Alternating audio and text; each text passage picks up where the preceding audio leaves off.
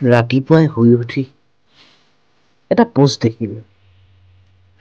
পোষ্টটো দেখি সেই টিলিং টিলিং বজাই ডাকুৱা লভা দিনলৈ উভতি গ'ল মোৰ মনটো।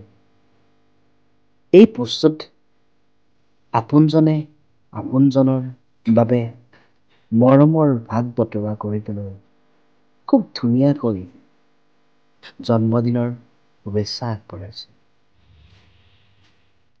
কিমান ভাল পালোঁ আপোনজনলৈ এনেধৰণে মৰমেৰে এখনি চিঠি লিখিব পাৰে।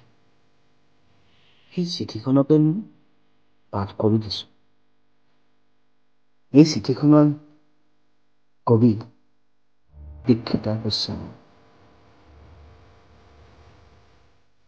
দুটিপথ একে হোৱাৰ পাকখনত হেঁপাহৰ হেঙুলি আমোলাও লাভ লেট।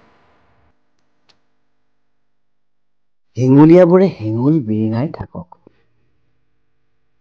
দুয়োৰে ব্যস্ত জীৱন ভাগৰবোৰ আঁতৰাবলৈ বিচাৰে। মনে যে মোকো কয় তহঁত ভাগৰুৱা হৈছো। মাত্ৰ আবেগ অন্য এতিয়া মই শুই দিওঁ দেই মই আকৌ কথা পাতিম। চব ভাগৰ তেতিয়াই নোহোৱা হৈ যায়, কিন্তু দূৰণিৰ বাটও ৰাস্তা চিনিবলৈ টান। হেঁপাহৰ খোচনিতে আপোনাক ৰাখিছো। শুনকচোন মৰমবোৰে ঠেহ পাতিলে ঠেহ ভাঙি